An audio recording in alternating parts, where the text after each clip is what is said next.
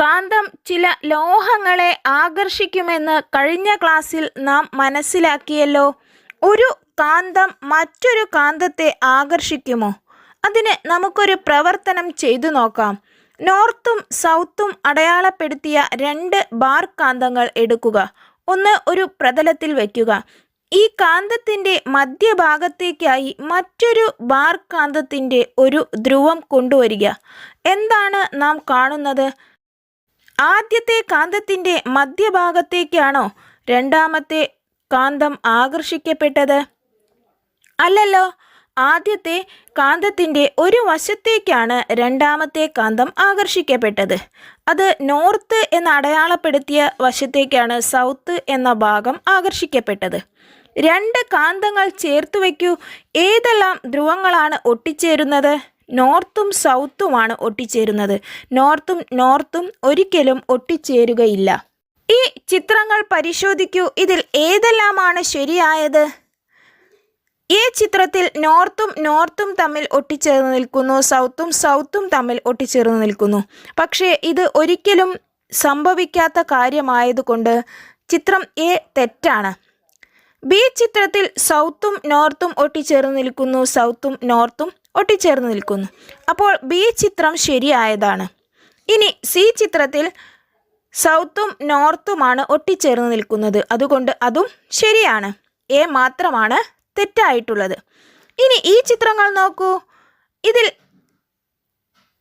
ഓരോ ധ്രുവങ്ങളും അടുത്തടുത്ത് വന്നാൽ എന്താണ് സംഭവിക്കുക?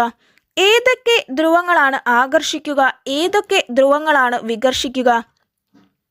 ചിത്രം എയിൽ നോർത്തും സൗത്തുമാണ് അടുത്തടുത്ത് വരുന്നത്. അതുകൊണ്ട് തന്നെ അത് ആകർഷിക്കും.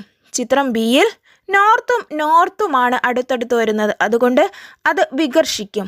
ചിത്രം സിയിൽ സൗത്തുമാണ് അടുത്തടുത്ത് വരുന്നത്. അതുകൊണ്ട് അതും വികർഷിക്കും. അപ്പോൾ ആകർഷിക്കുന്ന സന്ദർഭം ചിത്രം എയിലേതു മാത്രമാണ്. വികർഷിക്കുന്ന സന്ദർഭങ്ങൾ ചിത്രം ബിയിലേതും സിയിലേതുമാണ്. അത് നമുക്ക് ഒരു പട്ടികയാക്കി നിരീക്ഷണ ഫലങ്ങൾ പട്ടികയിൽ നമുക്ക് രേഖപ്പെടുത്താം. ഒരു കാന്തത്തിൻ്റെ ഒരേ തരം ധ്രുവങ്ങളെ സജാതീയ ധ്രുവങ്ങൾ എന്നും വ്യത്യസ്ത തരം ധ്രുവങ്ങളെ വിജാതീയ ധ്രുവങ്ങൾ എന്നും പറയുന്നു. കാന്തങ്ങളുടെ സജാതീയ ധ്രുവങ്ങൾ വികർഷിക്കുകയും വിജാതീയ ധ്രുവങ്ങൾ ആകർഷിക്കുകയും ചെയ്യുന്നു. അതായത് ഒരേപോലുള്ള ധ്രുവങ്ങൾ വികർഷിക്കുകയും ഒരേപോലെ അല്ലാത്ത ധ്രുവങ്ങൾ ആകർഷിക്കുകയും ചെയ്യും. ഇതുപോലെ വിവിധ ആകൃതിയിലുള്ള കാന്തങ്ങൾ ഉപയോഗിച്ച് നമുക്ക് ഈ പരീക്ഷണങ്ങളെല്ലാം ആവർത്തിച്ച് നോക്കിയാലും ഇതുതന്നെയായിരിക്കും കണ്ടെത്തലുകൾ. ഒരു കാന്തം നമുക്ക് നിർമ്മിച്ചു നോക്കിയാലോ? കാന്തിക വസ്തുക്കളെ കാന്തമാക്കി മാറ്റാമോ? അതിന് ആവശ്യമായ വസ്തുക്കൾ ശക്തി കൂടിയ ഒരു കാന്തം, തുന്നൽ സൂചി, വലിയ ഒരു തുന്നൽ സൂചി, ബ്ലേഡ് എന്നിവയാണ്. അതിൻ്റെ പ്രവർത്തനം നോക്കാം. സൂചി ഒരു പ്രതലത്തിൽ വയ്ക്കുക.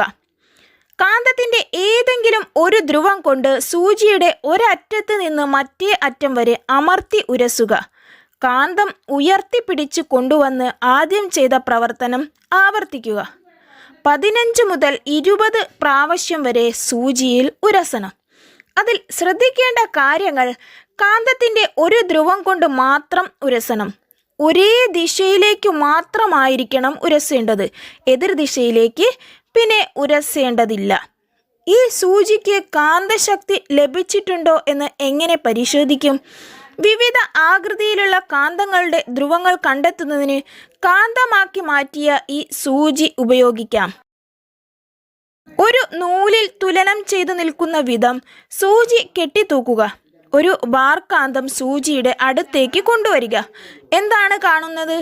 കാന്തത്തിൻ്റെ മറ്റേ ധ്രുവം സൂചിയുടെ അടുത്തേക്ക് കൊണ്ടുവരിക. കാന്തത്തിൻ്റെ ഒരു ധ്രുവം ആകർഷിക്കുകയും മറ്റേ ധ്രുവം സൂചിയെ വികർഷിക്കുകയും ചെയ്യും. അതായത് നമുക്ക് സൂചി ഒരു കാന്തമായി താൽക്കാലികമായി മാറ്റിയിട്ടുണ്ടെന്ന് നിഗമനത്തിൽ എത്തിച്ചേരാം. ഒരു ധ്രുവം മാത്രമാണ് ആകർഷിക്കുന്നത്, മറ്റേ ധ്രുവം വികർഷിക്കുകയും ചെയ്യുന്നു.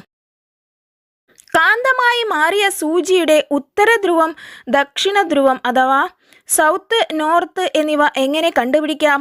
നമുക്ക് ഒരു ബാർകാന്തം കൊണ്ടുവന്ന് അതിൽ ഏതു ഭാഗമാണ് ആകർഷിക്കുന്നത്, ഏതു ഭാഗമാണ് വികർഷിക്കുന്നത് എന്ന് മനസ്സിലാക്കി അതിൻ്റെ നോർത്തും സൗത്തും അടയാളപ്പെടുത്താം. ഇതേ രീതിയിൽ ഒരു ബ്ലേഡിനെയും കാന്തമാക്കി മാറ്റാം. ഒരു ബ്ലേഡ് എടുത്ത് അതിൽ ഒരു ബാർകാന്തം എടുത്ത് ഒരേ ധ്രുവം കൊണ്ട് 15-20 തവണ ഉരസി ബ്ലേഡിനെയും നമുക്ക് താൽക്കാലികമായി കാന്തമാക്കി മാറ്റാം. അതിനുശേഷം ബ്ലേഡ് കാന്തമായി മാറിയിട്ടുണ്ടോ എന്ന് മനസ്സിലാക്കാൻ ഒരു പാത്രത്തിൽ നിറയെ വെള്ളമെടുത്ത് ഈ ബ്ലേഡ് വെള്ളത്തിൽ പൊങ്ങിക്കിടക്കും വിധം മെല്ലെ വയ്ക്കുക.